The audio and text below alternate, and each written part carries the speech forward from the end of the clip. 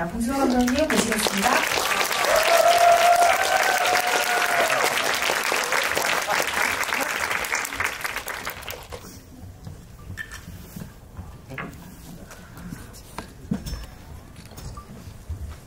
네, 2월 28일에 개봉한 2월 마지막 날에 개봉한 미키 17 지금 순항 중에 있는데요. 오늘 가득 채워주신 관객 여러분께 우선 인사 한 말씀 먼저 부탁드리고 본격적으로 시작하겠습니다. 네, 얘기할 준비가 되어 있습니다. 일단 질문도 많이 해주시고요. 네, 감사합니다. 이렇게 와주셔서. 네. 보통 관객과의 대화 시간을 45분, 50분 이렇게 배정받는 경우도 있는데요. 오늘은 그나마 조금 넉넉하게 시간을 받아서 관객석으로 마이크를 넘겨서 질문을 받을 수 있는 시간 또한 제가 다 잘 계산해 두겠습니다. 그 점 감안하셔서 앞에 관련된 이야기들을 들어주시고 좋은 질문들 부탁드리겠고요. 영화는 말하자면 미키 더 익스펜더블, 이 미키 반스라는 이름을 찾아가는 영화라고 우선 보았습니다. 그래서 미키가 죄의식을 가지고 있는 인물이기도 하고 트라우마가 있는 인물이기도 한데 거기서 한 발짝 나아가서 말하자면 인생의 봄을 맞이하는 성장 스토리이기도 하다는 점에서 반가웠고요. 봉준호 감독님의 8번째 장편영화라는 점에서는 봉준호 A, 봉준호 8을 다같이 복격하게 낸 작품이기도 합니다. 아주 가벼운 질문부터 하나 먼저 드리려고 하는데요. 내한을 배우들이 굉장히 많이 했었어요. 로버트 패틴슨을 시작으로 이후에 나오미 에키, 마크 러팔로, 스티븐 연이 또 내한을 하기도 했고요. 다들 너무 자연스럽게 하트를 만드는 풍경이 또 관객들이 굉장히 놀라움을 안기도 했는데 이게 대체 이 영화의 현장에서 어디까지 퍼져있는 문화였는지 조금 궁금하긴 하거든요. 촬영 중에 그런 행동을 한 적은 없었습니다. 근데 이제 홍보가 돌입하자 다들 그거 하더라고요. 네. 저나 우리 한국 배급사 쪽에서 강요하거나 그렇게 교육한 적은 전혀 없습니다. 그렇죠. 유튜브를 보고 한국에 가면 그렇게 해야 된다라고 자연스럽게 즐겁게 생각을 하나 봐요. 네. 워너브라더스 코리아나 저는 절대 강요 내시는 학습시킨 적이 없다는 사실 알아주시기 바라고 이렇게 하는 거지? 이러고 베를린 영화제 때도 이제 상영이 끝나고 이제 막 박수치고 이제 이런 분위기인데 옆에서 툭툭 쳐서 보니까 로버 패틴슨이 이러고 있는 거야. 그냥 당황해서 어쩔 수 없이 저도 이렇게 했죠. 근데 재밌나 봐요. 너무 귀여운 풍경이었어요. 그리고 내한 기자간담회 때 아예 배우들 입장하실 때부터 서로 기차 하트를 만들어서 입장하시는 걸 제가 처음 봤거든요. 근데 왜 이 가벼운 질문을 드렸는가 하면 영화를 제가 다시 보았는데 그 식민행성으로 가는 우주 지원자들이 막 모여있을 때 모래폭풍이 부는 상황이 있잖아요. 거기에 그 방송용 카메라가 잠깐 와서 사람들을 인터뷰하는 장면이 있는데 거기에 단역분 한 분이 소나트를 만들고 계시더라고요. 그래서 여자 출연자분이 이거 하는 게 있어요. 네, 그래서 이 현장에 이미 퍼져있는 문화인가라는 조금 심심한 그런 궁금증을 가지기도 했고요. 잘 알려져 있다시피 각본은 2021년에 쓰신 작품입니다. 현실 세계와의 접점으로 이 각본의 시기가 또 한번 화제가 많이 되기도 했는데요. 혹시 팬데믹의 여파가 각본 작업의 은연중에 있었을지 한번 여쭤보고 싶습니다. 왜냐하면 미키가 여러 임무를 수행하지만 17까지 오는 과정에서 여러 백신의 실험체가 좀 자주 된다는 인상도 있어서요. 그 이제 행성 도착하면은 그 바이러스 들이마시라고 막 그러잖아요. 그 애를 먼저 내보내가지고 불쌍하게. 그래서 거기 보면 미키 그 보이스오버의 나레이션에 나오죠. 12, 13, 14, 아니 13, 14, 15, 16인가가 이제 그 백신 테스트 하면서 가장 미친 듯이 연달아서 막 죽는 장면이 나오는데 죽고 리프린트 되고 또 주사 맞고 또 죽고 리프린트 되고 그때가 이제 시나리오 21년도에 한창 팬데믹 시기에 쓰면서 특히 이 익스펜더블 그러니까 위험하고 험한 일에 투입이 되는데 심지어 그 중에서도 로봇이나 기계가 할 수 없는 일 그러니까 사실 생체 실험에 동원돼서 실험실 쥐처럼 사용되는 불쌍하게 그런 사용되는 상황이 이제 가장 그 미키 본인한테는 힘들고 혹독한 죽는 것 자체가 늘 힘들다고 말을 하지만 그 중에서도 아마 그 실험실 쥐 신세가 되는 게 가장 힘들 순간일 것 같다 생각을 했고 그거를 또 연이어 반복적으로 하면서 막 거의 출력되자마자 바로 3초 만에 주사 맞고 막 이러잖아요. 그래서 가장 힘들고 가혹하고 그렇지만 본인은 또 그게 인류를 위한 거라고 생각하고 그런 식으로 또 나름 정신 승리를 하고 그러니까 거기가 이 미키라는 그 미키의 어떤 직업, 극하는 직업, 그 다음에 익스펜더블이라는 직업의 어떤 실체를 가장 강렬하게 압축적으로 보여줄 수 있는 게 그게 아닌가 싶어서 이제 또 마침 시나리오 쓸 때는 팬데믹, 그 코로나 바이러스 얘기를 항상 할 때였어. 화면에 인서트 보면 심지어 나와요. 이렇게 그 연구자가 컴퓨터 모니터 화면 보면서 이제 바이러스에 대해서 체크하는 게 그게 사실 우리 코비드 관련 뉴스에서 늘 보던 그 그래픽과 거의 똑같거든요. 그래서 21년도 그 당시의 그 모습이 영화에 녹아 들어가 있죠. 근데 뭐 그러지 않았었나요? 9시까지 3명? 네, 너무 옛날 일 같지 않아요? 이제 까마득하게. 근데 실제 그랬던 시절이 있었잖아요. 우리가 불과 몇 년 전에. 영화를 처음 볼 때는 미키가 어떤 모습으로 등장을 할까 저도 기대감을 안고 암전 화면을 바라보며 기다렸던 기억이 나는데요.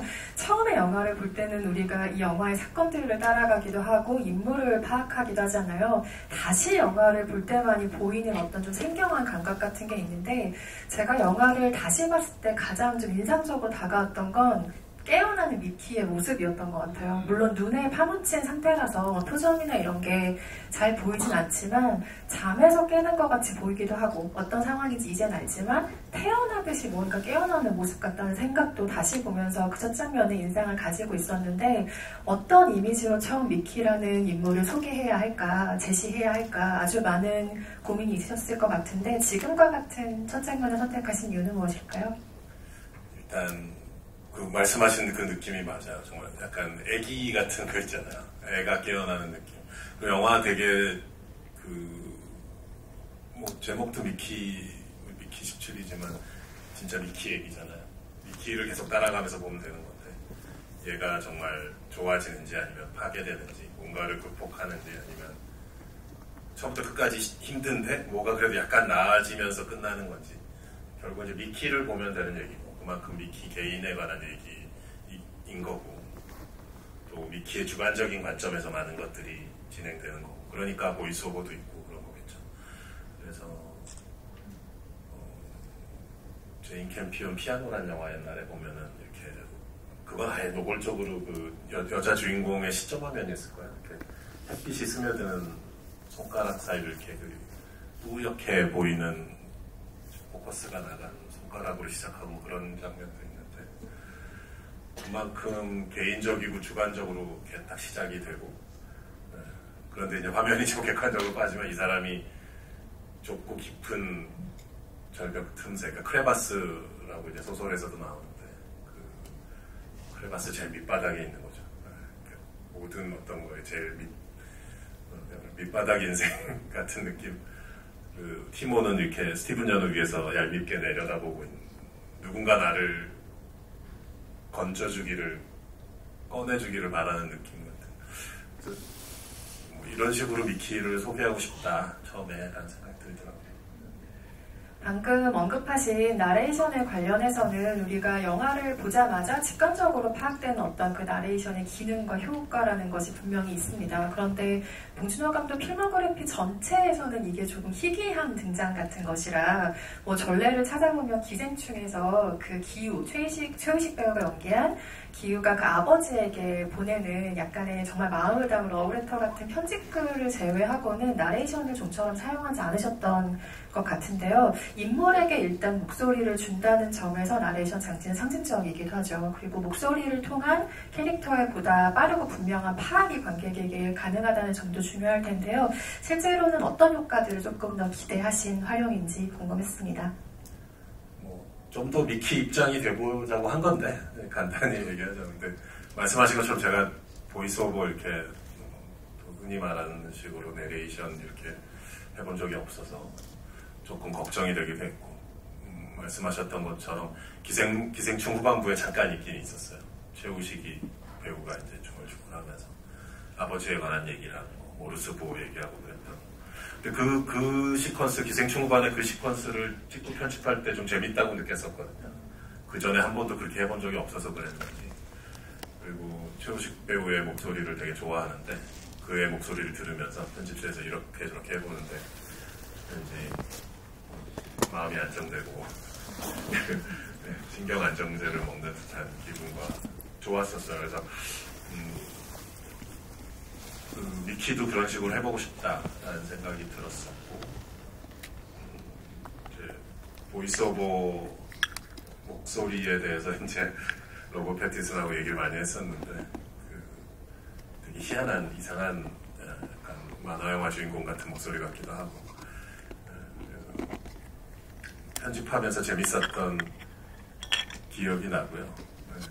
그리고 이제 내용을 보면 미키가 뭐 이렇게 막 얘기하는데 화면이랑 이게 안 맞는 그런 내용들이 있어요. 뭐 막 싸우고 있는데 뭐 되게 좋게만 얘기한다거나 그리고 화면 속에 자기가 하는 대사랑 주거니 받거니 충돌하는 것 같은 것도 있잖아요. 그 지원 썼을 때 다 읽어보셨죠? 뭐 익스펜더블 읽어보셨죠? 그러면 뭐 네 하는데 바로 보이스오버 나오잖아요. 읽었어야 됐는데 뭐 이런 그런 충돌 같은 거를 단순히 이제 보이스오버가 혼자 막 뭔가를 해설하는 게 아니라 바깥 화면하고 좀 이렇게 같이 호흡을 티키타카를 했으면 좋겠다는 생각이 있었더랬죠. 네. 미키를 포함해서 신기행성으로 가는 인력들이 권력층을 제외하고는 비교적 젊은 사람들인 점도 은연중에 좀 눈에 띄기도 했는데요. 이것은 두 가지 측면에서 그랬던 것 같아요. 그러니까 봉준호 감독님 영화 전체를 보았을 때는 항상 영화에서 중요했던 아이들의 존재가 어디에 있을까라는 것을 좀 무의식적으로 찾게 되는 시간이 있었던 것 같고 그것이 베이비 크리퍼로 대체된 것일까? 뭐 이런 생각도 해보기도 했고요. 근데 이 세대 구성은 조금 무의식적인 선택이었을까요? 그 제네레이션에 대한 얘기를 했었어요. 우리 스태프들하고 의도적으로 그렇게 나눈 거다. 그래서 배우들의 이제 부모 세대가 마크 러팔로 부부밖에 없는 거예요, 영화에. 딱 한 명 이제 예외가 이제 우리 스티브 박 그 배우가 연기하는 지크라는 캐릭터. 영화에서 보면 유일하게 좀 정상적인 인물이잖아요. 그 나름 어른 구실을 하는 사람인 거. 그 사람이 약간 우리의 뭐 외삼촌이나 고모부부 제네레이션 같은 그리고 이제 그거 조금 위에 이제 부모 제네레이션으로 흉측하게 이제 마크 러팔로와 토니 콜레트가 있는 거죠. 저도 이제 어느새 영화를 찍다가 이제 부모 세대가 되었는데 55세, 6세가 되다 보니까 근데 딱 고립시키고 싶었어요. 부모 세대를 그 두 부부의 캐릭터. 나머지는 다 미키, 나샤, 뭐 카이, 티모처럼 쫙 그 세대들이 있는 거고 이제 마샬이 마크 러팔로가 흉측하게 막 그 연설하는 것처럼 너희들이 이 행성에서 뭐 씨를 퍼뜨려라, 뭐 창궐해라 이제 나쁘게 표현해서 이제 그 나쁜 표현대로 하면 번식하기 위한 그 세대가 딱 있는 거죠. 그래서 그 중간 세대와 또는 그 미키 나샤의 밑에 뭐 예를 들어 중고등학생처럼 보이는 나이대라든가 이런 인물들은 일부러 다 배제를 했죠. 그러다 보니까 이제 그런데 이 미키 나샤 세대가 또 젊은 부모 역할을 하는 게 이제 베이비 크리퍼를 안고 뛰어갈 때 조코죠. 조코의 생명을 구하려고 뛰어갈 때 이제 이들이 젊은 부모의 새로운 세대의 부모의 모습이 되는 거겠죠. 나레이션 이야기를 조금 더 이어가 보면 로버트 패틴슨은 목소리 연기를 항상 참 잘하는 배우이지만 캐릭터에 맞춰서요. 이번에 나레이션을 들으면서 중간중간 한번 굉장히 놀라게 되는 발음 같은 것들이 있었어요. 예를 들면 감옥 안에 갇혔을 때 억서프로 굉장히 희한하게 발음하는 어떤 대사라던가 봉준호 감독이 손수 쓴 그 유머의 맛을 이 배우가 굉장히 목소리로서 잘 살린다는 것도 이 영화를 보는 재미 중에 하나였는데 그 대사의 유머를 만들어가는 과정을 말로 설명해 주시긴 조금 어렵겠지만 항상 궁금한 지점입니다. 예를 들면 아직 미키가 살아있는데 그 던져줘야 할 때 I'm fine, thank you 라는 말을 하잖아요. 그리고 크리퍼한테 먹히는 건가 싶었을 때 정말 의외의 말인 보나페티라는 말을 한단 말이죠. 이것이 그 우주 식민지 개척, 뭐 SF 장르에서 예상되는 장르적인 성격이나 색을 좀 꾸준히 파괴하고 기대를 계속해서 즐겁게 배반하는 시도가 바로 이 대사의 유머들에서 감지된다는 생각이 되고 그렇기 때문에 가장 좀 인간적이고 사랑스러운 영화가 된 것이 아닌가라는 생각이 들기도 하는데요. 그 대사들은 직관적인 선택의 흐름을 맡기시는 편인가요? 아니 뭐 배우들한테 많이 의지하는 거죠. 설국열차 때도 그 틸다 스윈튼이 그 미니스터 메이슨이라고 그 이상한 간부 역할로 나오잖아요. 근데 요크샤 액센트를 쓰면 좋을 것 같다고 자꾸 추천하는 거예요. 내가 어떻게 알아? 그게 어떤 일이 있는지 요크샤에 가보지도 못했는데. 근데 막 설명을 해주더라고요. 정치 사회적인 맥락과 뭐 마가렛 대처 시대에 뭐 어찌어찌 했었다. 뭐 정치 인문학적인 또 배경이 풍부한 사람이니까. 근데 이 미키 같은 경우도 모르겠어요. 어쨌든 저는 캐릭터, 이 영화 자체의 톤과 캐릭터의 분위기를 열심히 설명하는 거죠. 구체적으로 이제 저도 뭐 영어의 뉘앙스를 제가 모르니까 아무리 통역하시는 분들이나 뭐 스태프들의 그거 손을 거치더라도 그 뉘앙스까지 100% 설명하긴 쉽진 않고, 대신 이 캐릭터 이렇게 불쌍한 캐릭터다. 그리고 맨날 손해보고 다니는 느낌이고 막 그런 얘기 많이 했었어요. 배우랑. 미키가 이제 뭐 그런 거, 그런 거 있잖아요. 이렇게 같은 사기꾼한테 2번 사귄다라는 느낌? 2달 전에 사기당했는데 같은 사람한테 또 당하는 그런 거 있잖아요. 또 속고 뭐 맨날 손해만 보고, 손해봤는데 화도 잘 못 내는 사람.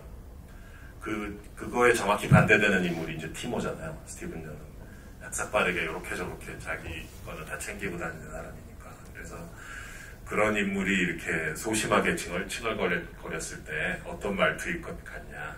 그리고 이 영화는 인물들이 하는 행동이나 말이나 뭐 이런 디테일들이 아니 무슨 사이파이 SF에서 이런 게 나오지 싶은 약간 그런 쪽으로 가는 영화다. 그래서 뭐 하다못해 무슨 행성간 송금 수수료에 대해서 막 얘기하는 게 나오고 막 그러잖아요. 무슨 우주에 무슨 국민은행, 신한은행이 있는 것도 아니고. 근데 그런 분위기다라는 거는 배우나 스태프들하고 많이 공유를 했었어요. 그래서 그런 맥락을 생각하면서 미키도 로버트 패틴슨도 그런 이제 말투들을 스스로 여러 가지 실험을 해봤겠죠. 네. 그런가 하면 이 영화를 보기 전에는 이 원작의 결을 어떻게 살리셨을까 가장 궁금했던 장면 중에 하나가 미키를 위해서 나샤가 방호복을 입고 죽어가는 그 사람의 곁을 지키는 그 장면이었어요. 이건 원작인 미키 7의 19장의 어떤 몽타주들로 등장하는 대목인데, 왜 이 장의 제목을 설명을 드렸는가 하면 원작자도 그렇고 봉준호 감독도 그렇고 이게 핵심 챕터다라고 공통적으로 찍으신 장이라고 알고 있어요. 그래서 정말 아름답고 숭고한 몽타주라는 인상마저 있는 장면이었는데, 찍으실 때 현장의 분위기도 궁금하고 그 장이 이 원작의 이 이야기의 핵심 챕터라고 생각하셨던 이유도 조금 더 듣고 싶습니다. 숫자가 다른 인터뷰할 때 그 챕터 숫자가 가물가물해서 그랬었는데 챕터 19였었구나. 기억이 다시 나고 감사하네요. 그 소설에서 이제 원작 소설에서 설국열차 때도 그렇지만 소설에서 되게 많은 걸 바꿨잖아요. 또 토니 콜레트 캐릭터 같은 경우는 아예 원작에 없는 캐릭터고, 또 티모도 이제 원작에서는 베르토란 캐릭터인데 캐릭터의 성격이 완전 다르고요. 많은 것을 바꿨는데 그 미키 나샤의 사랑 얘기만큼은 바꾸고 싶지 않았어요. 그거를 어떻게 하면 잘 표현할 수 있을까. 소설에서 제가 처음 소설을 읽었을 때 느꼈던 그 느낌을 어떻게 살릴 수 있을까, 어떻게 잘 보존하고 더 강하게 할 수 있을까라는 쪽으로 생각을 했었던 부분이에요. 챕터 19. 읽을 때 되게 콧날이 시큰했던 그런 기억이 나거든요. 그래서 보통 책을 읽으면서 이렇게 눈시울이 뜨거워지거나 그런 적이 없었는데, 그 미키가 처한 상황이 워낙 힘들잖아요. 얘가 워낙 가혹한 상황에, 그 순하고 착한 애를 그렇게 가혹한 상황에 이렇게 내던져져 있는 건데, 그래도 이제 나샤가 거기 따라 들어와서 그 방호복을 입고 왔다지만 뭐 어디 하나 조그만 틈이라도 생기거나 뭐 실수가 있으면 본인도 죽는 거잖아요. 그걸 무릅쓰고 들어와서 거기 이렇게 안고 있는 모습인데, 영화 이제 시사회 하고서 제 대학 동기랑 또 누구였다, 그게 약간 피에타상 그림과 비슷하다라고 이렇게 그 문자를 보내주신 분들이 있었는데, 사실 촬영할 때는 그런 생각을 하지는 못했었고요. 거기가 되게 자세를 잡는 것 자체가 되게 어려워요. 이렇게 동그란 유리 탱크잖아요. 거기 두 명이 이렇게 자세를 취하고 앉아야 되는데 이게 사실 별로 선택의 폭이 없어요. 그래서 자연스럽게 피에타 형상이 될 수밖에 없었던 면도 있고, 근데 네, 또 엄마와 아이 같은 느낌이 나기를 바랬던 부분이나, 그리고 어떻게 하면 포근하고 밀착된 느낌이 날까. 둘 사이에 그 방호복이 있잖아요. 그래서 그런 상태임에도 불구하고 어떻게, 네. 그리고 나샤의 나오미 배우의 표정 연기는 의외로 좀 절제돼 있어요. 막 펑펑 울거나 막 손이 떨리거나 이러지 않고 비교적 침착하게 절제돼 있는 편이고, 미키는 마치 실험실의 동물처럼 떨고 있고 이렇게 코피가 나고 있죠. 그리고 카메라는 뒤로 이렇게 물러나고 있고, 이제 거기에 결정적으로 정재일 씨 음악이 들어가 있어요. 그 위에 어떤 선율이 얹혀질까에 대해서 기대와 궁금함이 여러 가지 것들이 많이 있었고, 정재일 씨, 그 작곡가랑은 벌써 3번째 작업이니까 믿는 구석도 있었고요. 정재일님의 음악이 되게 큰 역할도 하지 않았나라고 생각됩니다. 그 실에서는. 음악에 대한 얘기 잠깐 나왔으니까 프로덕션 디자인 얘기도 좀 가볼까요? 우주선 내부를 기대할 때 보통 이게 근미래라고 하더라도 SF의 우주선은 조금 첨단의 무언가, 매끈하고 아주 세련된 모습을 기대를 하게 마련인데요. 처음 이 영화를 보고 마주한 인상은 좀 화물선 같다라는 느낌이 일단 우선이었던 것 같고, 사이클러가 있는 공간 때문인지 묘하게 탄광 같다는 인상도 받았던 것 같아요. 그래서 확실한 건 노동의 공간이다라는 인상이 굉장히 강한 곳이었는데, 프로덕션 디자인에서 특별히 요구하신 점은 뭘까요? 지금 말씀하신 그런 얘기를 고스란히 미술 감독과 다 했고요. 네. 워낙 정확하게 말씀해 주셨는데, 이게 미키나 나샤나 다 워킹 클래스 노동 계층, 그리고 이 소설에 끌렸던 것도 제가 그런 이유이기도 한데, 그래서 화물 청소를 그다지 깨끗하게 하지 않는 화물선, 또는 약간 후생복지가 별로인 공장, 이런 거 있잖아요. 사원 복지 측면에서 좀 점수가 떨어지는 공장 같은, 그리고 그런 거친 질감으로 딱 이제 하자. 그리고 이제 제가 몇 차례 인터뷰 때마다 얘기 드렸었는데, 예를 들어 여기 오는 코엑스도 그렇고, 이제 고급 백화점이나 좋은 호텔, 여기 오다 보면 이제 인터컨티넨탈 호텔 있잖아요. 그런 데 가면 다 매끌매끌 반질반질 하잖아요. 밝고 깨끗하고, 막 대리석 깔려 있고, 막 예쁘게 데코레이션 되고. 그런데 직원, 관계자만, 스태프 옹리, 관계자 외출입 금지 공간, 거기 문을 탁 열면, 또는 갑자기 모든 톤이 확 바뀌잖아요. 이렇게 거칠해지면서, 이렇게 위에는 파이프 있고, 막 전선도 노출돼 있고, 이제 그 경계선을 넘는 순간 갑자기 손님을 응대하는 공간과 클라이언트를 받는 공간과 이제 스태프들이 왔다 갔다 하는 건 확 차이 나잖아요. 그래서 그 느낌 얘기를 많이 했어요. 그 공간에 들어갔을 때 느낌. 그래서 이 영화 우주선뿐 아니라 또 주거단지 역할을 하잖아요, 사실. 행성에 도착해서도 계속 밖에 이제 아파트를 아직 짓지는 못하고 그 앞 비행기 안에서만 계속 있는 거니까. 예를 들어 14시간 비행을 해서 뉴욕까지 갔는데, 우리가 JFK 공항에 비행기를 세워놓고 계속 비행기에서 한 몇 달, 1년 생활한다고 생각해보세요.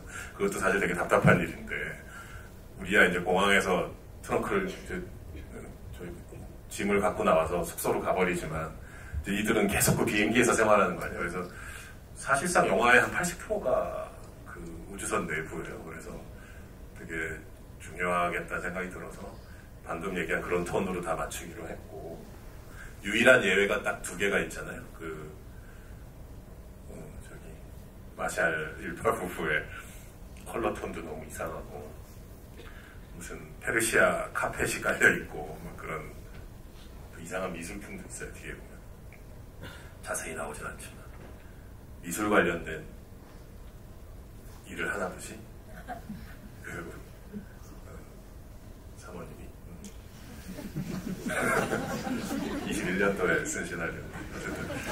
일파 얘기한 겁니다. 일파. 네. 토니 콜레트가 미술품을 모아놨어요, 뒤에. 그리고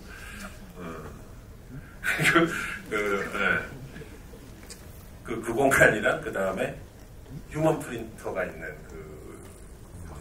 우리 스태프들 랩이라고 실험실이라고 그러는데 거기 어쨌든 과학자들이 모여있는 그 공간. 거기가 유일하게 좀 약간 팬시한 SF 영화에서 보던 그런 룩이죠.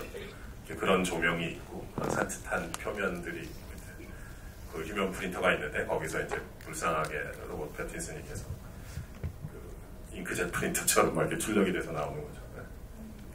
우주선 안에서도 기억해보시면 복도 장면이 많이 인상 깊게 기억이 나실 것 같아요. 멀티플의 존재가 밝혀진 이후에 그 마샬을 만나러 가는 이들도 복도를 지나가면서 이제 바깥 상황도 알게 되고 어떤 대화를 하게 되죠. 그리고 다른 장면에서도 사실 다수의 복도 장면이 등장을 하는데 아마도 이것은 길게 뻗은 공간을 바라보는 감독의 취향이 여전히 반영된 지적인가라는 생각도 조심스럽게 해봤습니다. 여전히 영화적인 모양, 공간성이라는 생각을 가지고 계신지요? 그 아까 말씀드린 것처럼 이들이 이제 주거단지에 정착을 한 게 아니잖아요. 우리가 비행기를 타고 LA에 갔는데 그 LA 공항에서 계속 생활하는 거나 마찬가지잖아요. 공항에 세워진 비행기 안에서. 그래서 이곳이 제대로 된 주거의 느낌이 아니라 여전히 불안정하게 우주선 안에서 우주선의 통로를 계속 왔다 갔다 하면서 이제 움직이는 모습 같은 게 필요했기 때문에 통로가 여기저기 설정이 많이 되어 있는데 사실 그 되게 경제적으로 설계한 겁니다. 그래서 재활용된 이런 말 하면 좀 황당하시겠지만 예산이 정말 빠듯했거든요. 이게 그냥 1억 2천만 불 그러니까 이제 요즘 환율은 1,600억이니까 이제 한국 영화 제작 기준으로 했을 때 으악 1,600억인데 사실은 이제 그 예산의 상당 부분이 이 예산의 상당 부분을 먹어치운 분들이 우리 크리퍼들이에요. 그래서 또 크리퍼도 세 종류야. 마마 크리퍼, 주니어 크리퍼, 베이비 크리퍼가 있는데 이들 각자를 다 디자인하고 모델링하고 거기에 뭐 리깅한다 해서 그 비주얼 이펙트에 컴퓨터 그래픽이 막 많은 과정들이 있고 그 끝나고 자막 보면 막 이름들이 쫙 뭐 회사에서 올라가죠. 그분들이 다 크리퍼 달라붙어서 막 하는 분들이에요. 그 애니메이션과 모든 작업들이 엄청난 인력들이 투입이 되거든요. 그래서 영화에서 예산의 상당 포션을 꿀꺽 하고 이제 간 친구들이 다 크리퍼예요. 그래서 그러다 보니까 이제 오히려 세트 미술 쪽은 되게 허리띠를 졸라매고 그리고 이제 화면 속에 두 미키가 나오잖아요. 근데 그냥 가만히 서 있기만 한 게 아니라 서로 싸우고 막 어깨동무하고 그러잖아요. 그게 사실은 그거를 자연스럽게 깜짝같이 하려면 또 거기도 되게 많은 예산과 시간이 투입됐어요. 근데 거기서 조금이라도 잠시 뭐 1초라도 어색한 순간이 있으면 사실 전체 드라마가 붕괴될 수도 있잖아요. 거기에 대한 믿음이 안 생기는. 그래서 지금 얘기한 이 컴퓨터 그래픽 쪽에 예산이 되게 많이 투입돼서 저랑 미술 감독은 되게 허리띠를 졸라매고 이 세트 쪽은 미키의 방, 뭐 나샤의 방, 그다음에 복도 이런 것도 뭐 요렇게 재조합하고 앵글을 바꾸고 뭐 그리고 막 그 카트 밀면서 그 한쪽은 유리창인데 이제 밖에 크리퍼들이 있고 후반에 나오는 그 복도 있잖아요. 그 복도도 사실 되게 짧아요. 그거를 계속 반복해서 달리면서 찍는 거예요. 뒤쪽은 CG로 확대돼 있고 꺾기는 사실은 딱 하나 구간이 있는 건데 그거를 이렇게 찍고 일로 갔다 저로 갔다 일로 갔다 저로 갔다 하면서 뒤에 벽에 부착한 것만 바꾸고 지나가게 하고 저는 그렇게 찍는 거 좋아합니다. 워낙 단편 영화 때부터 그렇게 하는 거 익숙해져 있고 그래서 궁여지책으로 탄생한 묘안이긴 하지만 어쨌든 우리에게는 봉준호 감독 영화 속 익숙한 공간의 느낌과 쭉 이어지는 연결점을 막내 미키17로 가지게 된 것 같아요. 플란타스계의 아파트 복도를 떠올리시는 분들도 있을 테고 살인의 추억의 터널이나 괴물의 하수구, 혈국열차의 기차, 그리고 기생충의 지하실, 옥자의 지하상가 같은 공간성의 연결을 또 이 영화를 통해서 감지하셨으리라 믿습니다. 프로덕션 디자인 관련해서는 이번 달 말에 LA에서 개관한 아카데미 영화 박물관에서 관련 전시를 하는 걸로 알고 있는데 부럽습니다. 가시게 될 분들 재밌게 보고 오세요. 근데 미키 관련된 전시는 내년부터 그 내용이 들어간다 하더라고요. 내년 오스카가 끝나고 나서 그러니까 올 그 해당 투표 연도에 해당하는 작품을 거기 전시할 수는 없다고 하더라고요. 그래서 이번 달에 오픈을 하는데 내년 3월까지는 이제 기생충까지의 전시물들만 전시가 되고 27년까지 전시를 하는데 26년 3월부터 이제 미키 17의 뭐 소품이나 뭐 여러 가지 뭐 재미있는 것들이 들어간다고 하더라고요. 내년에 중요한 일정으로 LA행을 여러분 감안해 주시기 바라겠습니다. 옥자에 이어서 정말 세계적인 촬영 명장인 다리우스 콘치와 촬영 호흡을 이 영화를 통해서 또 맞추셨는데요. 배우들이 촬영 경험을 이야기할 때 스토리보드를 활용했던 것을 인상적으로 또 공통적으로 꼽아주셨기에 생긴 궁금증인데 다리우스 콘치와 촬영을 하실 때는 그 스토리보드가 어떤 방식으로 활용이 되는지 촬영에 있어서 그는 그 부분에 어느 정도로 열려있는지 이것도 궁금하더라고요.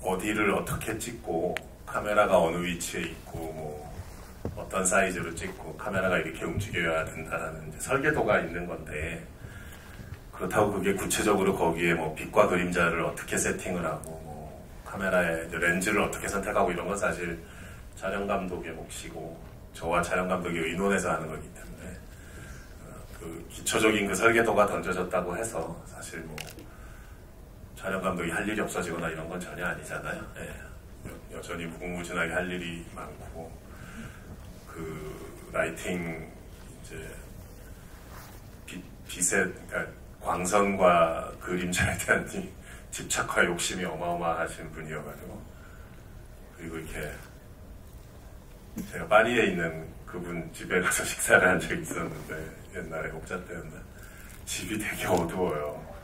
깜깜하고 1층, 2층이 다 어둡고 그래서 그 사모님이 되게 막 저한테 투정을 감독님 너무 어둡지 않아요 집이? 저는 미치겠어요. 뭐 아무것도 안 보여. 그랬더니 다리우스는 No, still too bright. 그래서 더 어둡게 하고 싶다고 자기는 그 침침한 조명 밑에 이렇게 고양이 되게 멋있게 생긴 고양이가 이렇게 앉아있고 분위기가 묘해요 집이가. 그 집에 또 자기가 이렇게 라이팅을 해놓은 거예요. 그래서 가족들이 그걸 건드리는 걸 되게 싫어하신대요. 그래서 사실 자세히 보면 첫 장면에 그 미키 등장할 때도 보면 그 얼음 그 크레바스 안에 그렇게 밝지가 않잖아요. 뭐 크레바스 속이니까 당연히. 근데 거기 틈새 이렇게 가는 빛이 들어와 있는데 그게 또 일반적으로 하는 것처럼 배우의 얼굴을 딱 때리고 있지 않아요. 이렇게 어깨랑 옆으로 빗나가 있거든요. 처음엔 나는 저거 약간 답답하지 않을까? 나는 아무래도 감독이다 보니까 배우의 눈을 보고 싶은 거예요. 근데 적응되니까 되게 좋더라고요. 빛이 저렇게 빗나가 있다는 게. 가뜩이나 애가 그 추운 곳에 그렇게 밑바닥에 있는데 한 뼘 햇빛 조각도 이제 걔를 빗나가 있는 거죠. 근데 그 느낌이 이렇게 그리고 얼굴의 전체적인 것들은 이제 그 안에 그 눈과 얼음에 의해서 반사된 것들이 되게 은은하게 얼굴과 손에 묻어 있고 그런 것인데 그런 거에 대해서 워낙 예민한 분이고 장비 뭐 모든 촬영 감독 홍경표 촬영 감독님도 마찬가지지만 보면 장비 욕심이 또 어마어마하셔가지고 프로듀서 분들하고 많이 싸우세요. 엄청 고가의 귀한 장비들을 막 꽉 움켜쥐고 안 놓으시거든요. 그런 저는 이제 뒤에서 그런 걸 보면서 이렇게 잘한다 이러면서 저는 제가 나서서 굳이 싸울 필요 없이 이제 프로듀서님들은 되게 곤혹스러워 하세요. 근데 워낙 고집이 세셔가지고 그리고 뭐 엄청난 장비들을 홀드해 놓은 상태에서 일주일간 사실 한 번도 사용하지 않은 거죠. 여러 가지 그 장비를 놓고 고민하시면서 예를 들면 그래서 그런 사실을 알게 되면 프로듀서들은 또 막 고통의 한숨을 쉬죠. 그럼 이 장비 반납하고 싶어요. 막 그러면 안 된다고. 다음 주 수요일쯤 쓰게 될지도 몰라. 더 절대 반납하면 가만두지 않을 거야. 네, 그런 고집이 있으시니까 또. 네. 아니, 처음에는 이건 그냥 혼자 개그로 생각한 건데 혹시 다리우스 블랭크의 이름을 다리우스 콘치에서 따오신 걸까요? 그도 예술적인 촬영에 감화된 캐릭터잖아요. 마치 그런데 진짜 사치롭다. 되게 싫어하시더라고요 그거에 다리우스. 왜 다리우스인 거야? 그래서 근데 원작 소설이 있어요. 원작 소설에 그 다리우스의 이름이 그래서 아니 소설에 있는 거다라고 내가 딱 잡아뜯죠 했더니 되게 괴로워하시더라고요. 의외로 그런 거를 또 민감하시대. 그래서 바꾸진 않았어요.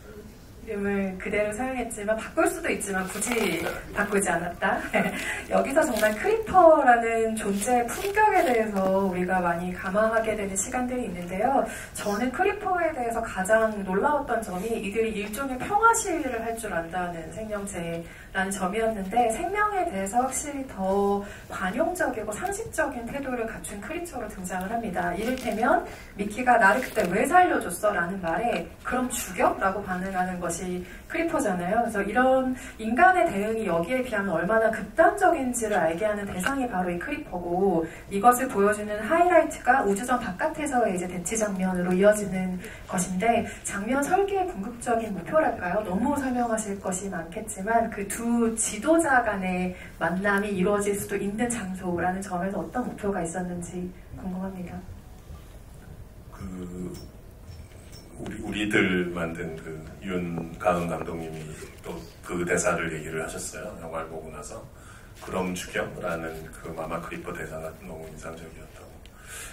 저도 기뻤는데 그 마마 크리퍼는 되게 짧게 말하지만 뚝뚝 끊어지는 단어들로 말하지만 되게 그게 핵펀치 같은 대사들이 많거든요. 그래서 We saved you. You kill 루코 뭐 이런 듣고 나면 정신이 멍해지는 인간 입장에는 그 죄책감을 느낄 수밖에 없는 그런 말들 그리고 엄청난 정치가잖아요. 마마 크리퍼가 되게 뛰어난 국회의원으로 치면 한 7선 의원의 풍고가 있는 엄청난 전략가고 그 사실은 그 울룰레이션이라 그러는데 그 하는 거 있잖아요. 그 알제리 그 유튜브에 보면 그 울룰레이션 교습하는 것도 있어요. 그 알제리 전투라는 옛날 영화 보면 나오는데 그 식민지 시절에 프랑스 군대에 저항하면서 알제리 사람들이 막 했던 그거예요. 그 알제리 전투라는 그 유명한 영화 교과서에 나오는 영화 보면 클라이막스에 그게 나옵니다. 아프리카 그 알제리 사람들이 이제 저항하면서 우리나라로 치면 약간 대한독립 만세 비슷한 건데 일반순 누님의 그런 사실은 그게 정치력 아까 말씀하신 평화 시위 그 퍼포먼스의 절정부가 이제 그 울룰레이션인 거죠. 뭐 귀도 터지고 눈도 터지고 뇌가 다 터져서 니네 다 죽는다는 건데 사실은 그렇지 않잖아요. 근데 이제 그 그런 게 이제 협상력이죠. 비속어로 표현하자면 뻥카 같은 건데 뻥카를 내밀어서 이제 협상을 이끌어내는 그런 것인 거고 그만큼 그들이 스마트하고 지적이면서 또 품격도 있는 거죠. 미키를 구해준 거나 그 루코 조커에 대한 반대로 그 크리퍼를 엄청나게 경멸했던 마크 러팔로나 토니 콜렛도 그 경멸의 혐오와 경멸 표현들이 어마어마하잖아요. 뭐 똥물에 빠진 크로아상 같다 그러고 뭐 되게 막 비하를 하는데 벌레 같은데 영화를 다 보고 나면 누가 벌레 같은 존재인지는 사실 극명하게 드러나는 거잖아요. 그리고 가장 핵심적인 콘트라스트는 이제 대조는 그거죠. 미키 한 명을 이제 지속적으로 죽게 만들면서 죽을 만한 또 힘들고 위험한 일을 얘한테 다 몰아주고 얘는 이제 재출력 될 수 있다는 핑계로 그냥 계속 죽으라고 하는 거 아니야? 그런 일거리를 준 거고 너 거기 사인했잖아 라고 하고 그리고 나머지 모든 사람들은 안도감을 느끼면서 죄책감을 안 느끼는 거잖아요.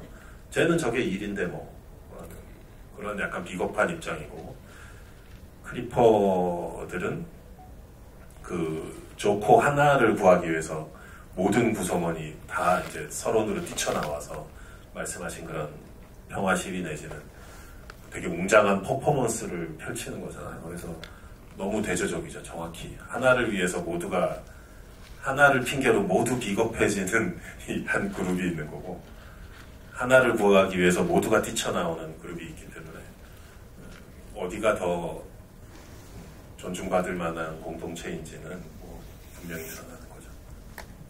이후에 이어지는 빨간 버튼과 관련한 이야기들도 많이 궁금해하실 것 같습니다. 여기서는 트라우마 혹은 딜레마의 역할을 버튼이 하는 장면이 굉장히 많은데요. 미키가 어릴 때 자동차를 눌렀던 버튼, 그의 트라우마의 시작이었던 그의 가장 큰 죄의식으로 자리 잡은 일종의 심볼이 바로 버튼이죠. 그리고 이후에 악몽 장면을 보면 거기 안에 일파의 손에 계속 피가 보이게 됐는데 그 모양도 어찌 보면 빨간 버튼처럼 보이도록 편집이 되어 있습니다. 그리고 이후에 휴먼 프린팅 기기를 파괴하는 버튼 역시 빨간 버튼이고요. 빨간색은 아니지만 넓게 본다면 미키 17과 미키 18 중 누구의 폭탄을 터뜨릴 것인가 역시 그 버튼으로 이어지는 문제가 되는데요. 이 버튼의 역할을 영화 안에서 어떤 식으로 가져가고 싶으셨는지에 대한 이야기도 궁금합니다.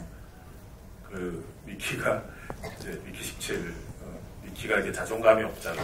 보면 맨날 막 지가 당해놓고도 막 미안하다는 소리만 하고 그 뭐야 땡스 포드 디너 그것 때문에 이제 미키의 18이 완전히 뚜껑이 열려버리는데 어쨌든 자존감이 없기 때문에 그러니까 불필요한 죄책감이 너무 많으면 또 사람이 자존감이 약해질 수밖에 없겠죠. 그래서 그 죄책감의 근원 내지는 출발점이 처음부터 뭐 자기가 뭐 어렸을 때 과학 시간에 뭐 개구리를 뭐 이렇게 했는데 그거 벌을 받나 보다. 또 뭐 나샤 방에 안 가서 벌을 받나 보다라고 하는데 더 거슬러 올라가면 이제 어렸을 때 그 자동차에 근데 자동차에 뭘 이렇게 눌렀다고 사고가 나겠어요? 뭐 착각하는 거죠, 어떻게 보면은. 그거를 자기 트라우마 스스로 이제 트라우마로 스스로 만들어버린 것 같은 건데 또 다른 이제 분리된 다른 자가 이제 18의 형태로 그 사고 원인은 그게 아니래잖아 라고 이제 얘기를 해주잖아요. 또 다른 애가 그 영화 이름이 기억 안 나요. 그 애가 되게 오래전 영화에서 실제 실화 사건인데 그 아빠가 기타리스트인데 아빠 콘서트장에 가서 보다가 애가 무슨 자기가 마음속으로 무슨 주문을 외웠나 무슨 말을 했는데 그 순간에 아빠가 전기 기타에 감전돼서 죽는 거예요. 공연장에서. 근데 그게 자기가 아빠를 죽였다고 그때부터 아이가 말을 안 하고 이제 실어증이 돼서 근데 이제 그 아이의 마음속에 이제 깊은 곳을 탐험에 들어갔더니 결국 그게 있었던 거예요. 자기가 그렇게 해서 아빠가 그때 그 애 이름이 영화 제목이었는데 이 영화 보셨죠? 네, 감전 지식. 근데 그거를 에이미? 네, 에이미란 영화. 근데 거기서 제가 좀 착안을 한 것 같아요. 그 미키가 약간 비슷한 거죠. 그 차에 이렇게 근데 뭐 밖에 그렇게 노출돼 있는 버튼을 누른다고 뭐 차가 어떻게 폭파되겠어 저겠어요. 근데 애가 그렇게 착각하는 거죠. 근데 엄마를 잃은 고통과 막 그런 사건, 교통사고 자체에 막 충격 속에 있다 보면은 아이들이 그렇게 생각할 가능성이 있다고 저는 보거든요. 그래서 그 죄책감의 출발점이 버튼인 건데, 그래서 오늘날의 미키의 그런 성격을 있게 한 어떻게 보면 출발점 같은 건데, 트라우마인 거 버튼이. 근데 그거를 이제 그 자기의 생명을 오락가락 이제 생사여탈권을 쥐고 있는 그 잔인한 마샬 일파 부부가 이제 팔에 그걸 차고 뭐 이렇게 남의 생명을 자기가 선택하듯이 해서 막 토니 콜렛도 자꾸 막 누르려고 그러고 막 이러잖아요. 그래서 되게 잔인한 버튼이죠. 근데 그게 결국은 마지막에는 이제 그 휴먼 프린터를 폭파시키는 버튼이 되는 거니까 트라우마에서 이제 자기 해방이라고 하니까 좀 너무 거창한데 뭐라 해야 되지? 트라우마였던 버튼이 이제 행복의 버튼이 되는 거죠. 저는 그 장면의 미키의 나레이션도 굉장히 인상적이었어요. 영화를 보면서 사람들이 다 묻잖아요. 죽는 게 어떤 기분이냐고 미키에게 묻는데 이 사람이 답을 시원하게 하는 장면은 거의 없단 말이에요. 그래서 물론 아마 이 미키의 캐릭터를 보건대 평소에 뭐 실존주의나 자기의 뭔가를 깊이 연관시킬 수 있을 것 같지는 않죠. 그걸 계속 생각할 인물은 아닌 것 같지만 근데 마지막에 그가 그 버튼을 누르면서 다른 미키들의 살아볼 기회를 없애는 것 같다는 죄책감을 느끼게 되잖아요. 거기서 저는 어렴풋이 어떤 생각을 했냐면 이전에 그 18과 싸울 때도 지금까지는 내가 계속 이어지는 기분이었잖아 라는 이야기를 그 18에게 하게 되는데 그러니까 다른 사람들은 익스펜더블을 계속 죽는 존재라고 인식을 하지만 혹은 죽어도 상관없는 존재라고 생각하지만 어쩌면 미키는 계속 살아간다는 거에 조금 더 초점을 맞췄던 사람이 아닐까. 그러니까 이건 죽는 이야기가 아니고 정말 사는 것에 초점이 더 간 이야기고 그걸 이해한 유일한 인물이 어쩌면 미키가 아니었을까라는 생각을 하게 됐는데요. 관련해서 네, 그 말씀하신 거에 이미 답의 내용 다 있는 것 같은데요. 끊임없이 재출력된 사람만이 할 수 있는 생각이었던 것 같아요. 정말 재출력돼서 살아도 자기는 사는 거니까. 그리고 그 빨간 벽돌 같이 생긴 걸 장치해서 연결이 됐건 어쨌건 자기의 기억과 감정과 마음은 특히나 나샤에 대한 사랑하는 감정까지도 자기는 연결시켜 왔으니까 삶의 연장으로 생각했을 테고, 그래서 또 이제 그 이후에 나올 미키에 대해서 살짝 죄책감이 느껴지려나? 그 길티 죄책감 얘기 했던 거 가지고 그래도 버튼 눌러버렸잖아요, 이미. 그 누를 수 있는 사람이 된 거죠, 이제.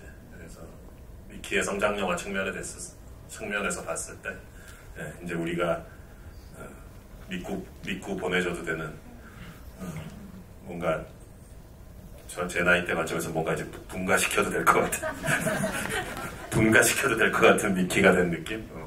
이거 알아서 잘 하겠구나 이제 라는 느낌이 드는 거죠.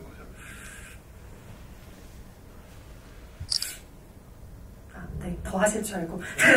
그래서 미키를 보기 전에는 이게 죽음에 관한 이야기일까? 계속 죽는 존재가 어쨌든 등장을 하니까요 라는 생각을 했지만, 영화를 보고 나면 삶을 보게 하는 영화라는 생각이 정말 짙어지는 것 같고요. 죽는다는 게 어떤 기분이야? 라고 모두가 미키에게 묻지만, 우리가 영화를 보고 나면 살아간다는 건 어떤 기분이야? 사랑은 거기에서 어떤 일을 할 수 있어? 무엇까지 할 수 있어? 라는 것을 묻고 싶어지는 영화라는 점에서 그렇게 질문을 죽음에서 삶으로 바꿔가는 영화적인 경로가 바로 미키 17이라는 영화가 아닌가라는 생각이 듭니다. 객석으로 마이크를 넘겨서 관객 여러분 질문 받아보도록 하겠습니다. 이쪽 사이드에서 가장 먼저 손드신 세 번째 줄 관객분께 마이크 전달 부탁드립니다. 마이크가 뒤쪽에 있었거든요. 죄송합니다.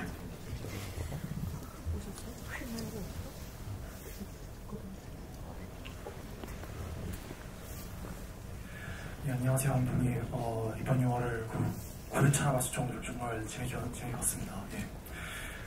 질문 드릴 게, 감독님은 주로 그런 가장 최근에 만든 한국 영화니까 기생충까지 봤을 때 주로 좀 철저하게 좀 현실적으로 영화를 또 만드시고, 또 결국엔 그 영화에 좀 비참하고 좀 파국을 주로 그리면서 그렇게 해서 영화의 엔딩을 마무리하는 식으로 영화를 항상 만들어 오셨는데, 근데 이번에는 좀 철저할 정도로 평화와 공존, 그리고 상대방에 대한 그런 존엄성을 주로 다루면서 결국 이 영화에서는 감독님 영화 중 최초로 완벽하게 해피엔딩을 맞이하면서 영화가 끝나게 되는데, 이렇게 연출하신 게 좀 의도한 바가 있는지 좀 궁금합니다. 완벽한 해피엔딩으로 느껴주셨다니 되게 감사합니다. 무슨 깨어나서 버튼 휴먼 프리터 터트리는 게 꿈이고 토니 콜레트랑 있는 게 현실이죠. 막 이렇게 따져 묻는 사람도 있었어가지고 아니 나 그런 사람 아니라고 나한테 너무 그러지 말라고 하는데, 그치 뭐 너의 본심은 그거지 뭐 막 이런, 그동안 제가 해왔던 그 죄악들이 있어서 그런 거예요. 그렇게 보시는 분들도 있긴 있었어요. 근데 그 악몽 장면을 되게 공들여서 찍었던 건 사실입니다. 근데 그 악몽에서 보면 이제 우리 너무나 끔찍한 어떤 존재가 되돌아오잖아요. 그 프린터에서. 그래서 모두가 원한다고 또 막 얘기하잖아요. 토니 콜레트. 그 악몽의 잔상이, 그 악몽의 씬은 사실 되게 많은 샷들로 공들여서 찍혀져 있거든요. 그 씬을 없애야 된다고 주장하셨던 어떤 분도 계셨지만, 뭐 이제 와서 하는 얘기지만, 근데 그렇지, 그런 일이 있었죠. 근데 그 씬이 되게 중요했고, 근데 그 악몽을 이제 되게 간결하게 극복해버리잖아요, 미키가. 어렸을 때부터 꿈을 많이 꿨는데, 악몽을. 근데 그냥 이번에 안 무서웠다. 18이 무슨 형인가? 뭐. 그 형이라면 어떻게 했을지 생각해봤어요. 요즘 하면서 바로 그냥 꺼져 하고 딱 밝은 햇살 아래 깨어나는데, 그 악몽 때문에 그 눈부신 햇살에 이제 라스트가 더 밝고 행복하게 느껴질 수도 있고, 또는 그 악몽의 잔상이 너무 강해서 그 해피엔딩인데도 뭔가 찜찜하게 이거 진짜 괜찮은 거야. 뭐 뒤에 한 씬 더 있는데 잘린 거 아니야? 뭐 이렇게 약간 그럴 수도 있죠. 평소에 또 저의 습성을 의심하는 분들은. 근데 해피엔딩인 게 맞고요. 미키한테 좀 제가 그동안 주인공들한테 주인공들을 되게 가혹하게 다뤘던 경우가 많아서 주인공들의 운명을 미키한테 좀 그러고 싶지 않았어요.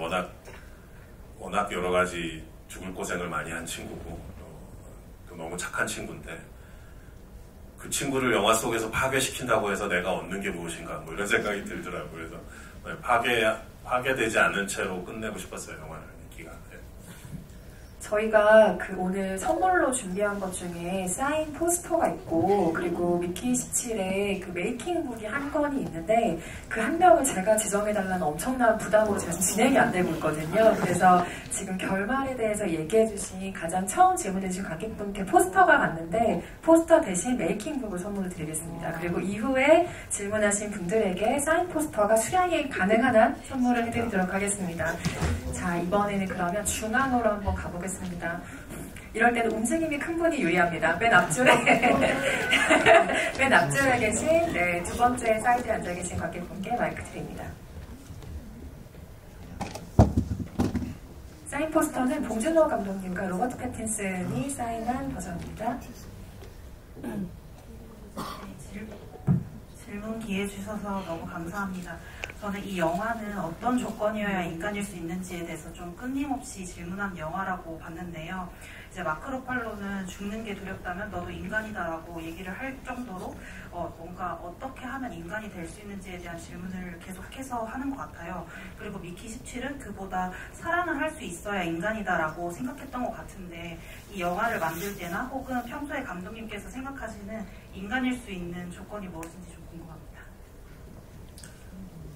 반문해보면 더 쉽게 알 수 있는 경우도 있는데 예를 들어 일파 같은 인물은 소스를 만들 수 있고 소스를 먹을 수 있어야 이게 인간다운 삶인가? 라는 그런 뜨악한 질문을 할 수 있는 건데 사실은 이 영화 속의 주요 인물들이 처해 있는 상황이나 그 행성의 모습을 봤을 때 일파가 집착하는 그런 집착들이 얼마나 허황된 것인지는 사실 쉽게 느낄 수 있잖아요. 그래서 좀 전에 이제 했었던 질문에서 이어서 얘기해 보자면은 미키가 최소한도 파괴되지 않을 수 있었던 조건이 뭘까? 미키가 파괴되지 않기를 바랬던 영화인데 제가 시나리오를 쓸 때도 그렇고 찍을 때도 그렇고 나시아 때문이었던 것 같아요. 그래서 그렇다고 뭐 사랑 만병통치약 이론을 피려는 건 아닌데 그것이 남아 있어야 되지 않을까? 둘러싼 상황이 뭐 좋은 게 사실 하나도 없잖아요. 그 공동체의 모습, 또 그 공동체의 약간 최악의 지도자 같은 사람이 있고, 또 상당히 그 식당 씬에서 보면 상당히 한 다수가 또 그를 지지하잖아요. 그런 커뮤니티 속에 이렇게 던져져 있는 건데, 미키가.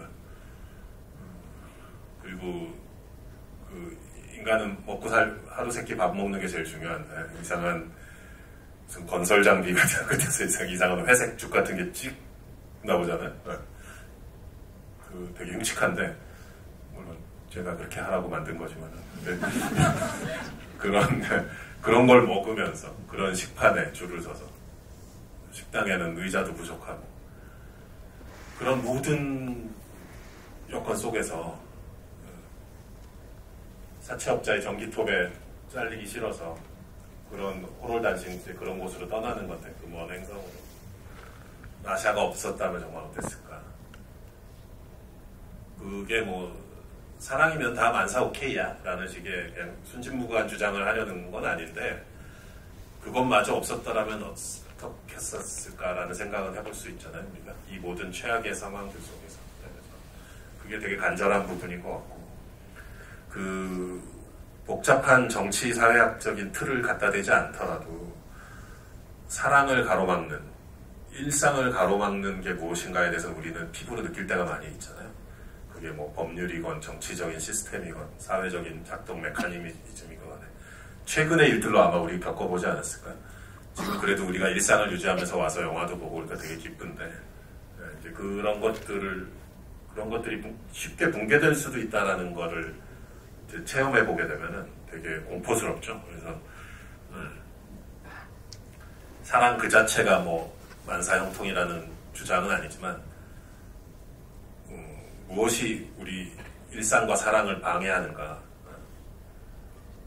어떻게 하면 그것을 우리가 극복 또는 피해갈 수 있냐를 따져보면 우리가 최소한의 인간답게 살 수 있는 조건이 뭔지는 아마 저절로 답이 나올 것 같습니다. 다음 질문도 받아보겠습니다. 이쪽 사이드로 또 가야겠죠? 뭘 들고 계신 거죠? 뭔가 흔들고 계신 분께 마이크 전달드립니다. 포스터인가요? 일단 항상 건강하게 좋은 작품 만들어주시면 감사하겠습니다. 잘 보고 항상 건강하시고 제가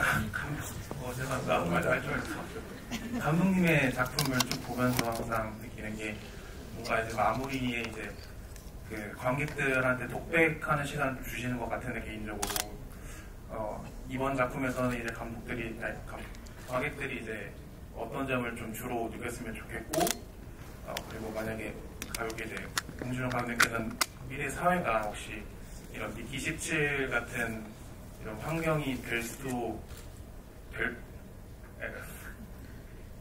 미래 사회 뭐 그냥 갑자기 어떻게 다가올지 그런 좀 견해가 궁금합니다. 죄송합니다. 말씀을 줬습니다. 아니, 정확히 이해했습니다. 어떤 질문 하셨는지.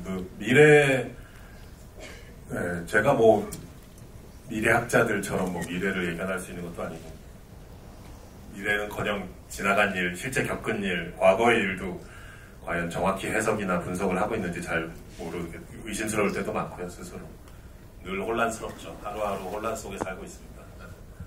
이 큰 혼란 속에서 그나마 뭔가 작은 어떤 그것이 논리적이지는 못할지라도 주관적일지라도 우리가 붙잡을 수 있는 어떤 우리가 의지할 수 있는 기댈 수 있는 뭔가 희망적으로 기댈 수 있는 구석이 그나마 있다면 뭘까를 찾아보는 마음으로 미키 17 시나리오도 쓰고 영화도 찍었던 것 같고요. 좀 전에 앞에 질문하셨던 분의 이제 인간의 최소한의 조건과 이제 사랑에 관한 얘기를 드렸잖아요. 그것과 비슷한 부분인 것 같아요. 이제 요즘 뭐 유튜브만 키면 다 AI 얘기 나오고 뭐 그것이 주는 달콤한 미래상과 또 공포감과 이런 것들이 막 뒤엉켜 있잖아요. 두 가지가 다. 그래서 영화에서도 보면은 뭐 휴먼 프린팅 기술에 대해서 미키가 본인은 몰라. 그 기술에 대해서. 우리도 사실 자동차 어떻게 만드는지 모르지만 자동차 타고 다니잖아요. 운전은 잘하지만 이제 본네트를 여는 순간 그 다음부터는 모르잖아요, 사실. 테크놀로지를 모르면서 이제 아주 일상적으로 쓰고 있거든요. 이제 AI도 그렇게 뭐 이미 챗GPT를 쓰고 있고 뭐 그러지만은, 근데 이제 그 본네트를 열었을 때 이상으로 이제 우리가 모르는 영역이 아주 광대하고 거대하고 점점 더 이제 어마어마해지는데 그게 우리 생활이나 삶을 규정하게 되고 오히려 이제 우리가 끌려다니게 되고 이런 사실 좀 비관적이고 무서운 생각이 많이 듭니다. 근데 이제 영화 속의 미키처럼 그런 와중에도 또 나름 사랑할 것도 하고 힘겹지만 먹을 것도 먹고 자고 하면서 그래도 또 꾸역꾸역 최소한의 살아갈 수는 있겠지 라는 나름 좀 신락 같은 희망을 또 가져보는 그게 제가 균형 잡을 수 있는 최후의 균형인 것 같고 희망에 찬 미래를 그리는 것은 희망에만 가득 찬 미래를 그리는다는 것은 되게 오히려 무책임한 일일 것 같아요. 미래에 우리가 겪게 될 혼란이나 공포도 솔직하게 그려야 아까 말씀드렸던 마지막에 그 악몽 시퀀스처럼 결국은 인간의 문제이기 때문에 그 부분을 명백히 끌어안은 상태에서 이런 힘든 와중에도 어떻게 해야 살 수 있을까를 그나마 좀 찾아보는 게 창작하는 사람으로서의 도리가 아닐까 하는 생각을 합니다. 원래는 마무리를 해야 되는데 만약에 짧은 질문과 답변 1분 안에 가능하다면 한 번만 더 받아보겠습니다. 네네네. 조용하신 분. 네. 마이크 전달드립니다. 안녕하십니까 감독님. 저는 영화에서 차에 찻잎이 나오잖아요.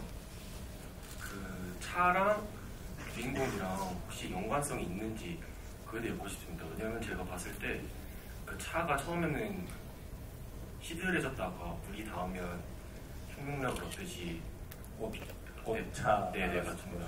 미키도 처음에는 그 연구를 당하면서 되게 시들시들해졌다가 나중에는 이제 파괴를 하면서 생명력을 얻는 것 같아가지고 혹시 연관성 있는지 여쭤보세요. 카이가 차를 줬죠. 카이란 인물이 좀 묘합니다.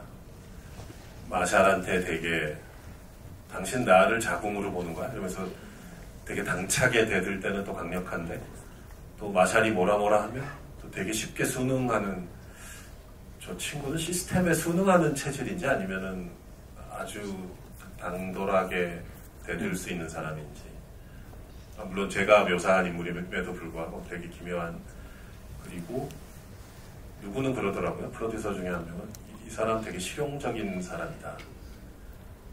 프랙티컬한 매사에 접근이 그런 거고 그때그때 자기가 원하는 거에만 되게 솔직한 친구다. 근데 그걸 나쁘다고 할 수는 없지 않는가 뭐 이런 얘기들이 있었어요. 그리고 성적 취향도 되게 폭넓게 열려 있는 것 같고 마지막에 이제 그 친해져 있는 친구분 모습을 보면 네.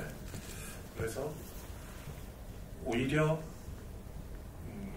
영화상에 그렇게 돌출되거나 이제 나샤처럼 스토리를 이끌어가는 캐릭터는 아니지만 저 미래 시대에 저런 되게 흔한 또는 일반적인 그런 캐릭터의 모습일 수 있지 않을까 라는 생각을 했었고 그런 카이가 이제 지구에서 가져온 귀한 거라면서 그 꽃차를 타주잖아요. 아까 얘기한 그 식판에 그 이상한 회색 죽 같은 거 그런 거 먹는 동네인데 거기가 우주선이 거기서 그 카이의 귀한 마음을 이제 그래서 그 이제 쓰리썸이라고 할 수는 없지만 어쨌든 두미키와 사랑을 나누는데 그 차를 들고 왔잖아요 카이가. 카이 입장에서는 되게 그 차를 미키한테 주고 싶어서 왔는데 되게 마음에 좀 작은 상처도 되고 약간 그 되게 섭섭했을 것 같아요 카이 입장에서. 그래서 그때 이렇게 차 안에서 뱅뱅 도는 그 피어져 있는 꽃이 나오는데 그런 지금 말씀드린 맥락에서 찍었고요. 그 꽃을 미키라고 생각해 본 적은 솔직히는 없었습니다. 네, 그런 질문을 해주셔서 감사합니다. 네, 캐릭터나 뭐 다른 질문을 이어가자면 사실 저희한테 한 500시간 정도가 필요할 것 같은데 안타깝게도 자리를 마무리해야 될 것 같습니다. 오늘 오신 관객 여러분께 끝인사 한 말씀 부탁드리고 저희 자리 마무리하겠습니다. 네, 미키 뭐 그간에 이제 영화에서 많은 인물들을 다뤄보고 그랬는데 미키만큼 좀 정도 많이 가고 잘 되기를 바랬던 인물이 없었던 것 같아요. 네. 그동안에 좀 냉정하게 봤었던 경우들이 많이 있었는데 제 영화에 나왔던 인물들에 대해서 그래서 여러분들도 그런 마음을 같이 나눌 수 있었으면 좋겠습니다. 미키를 보면서 네, 감사드립니다.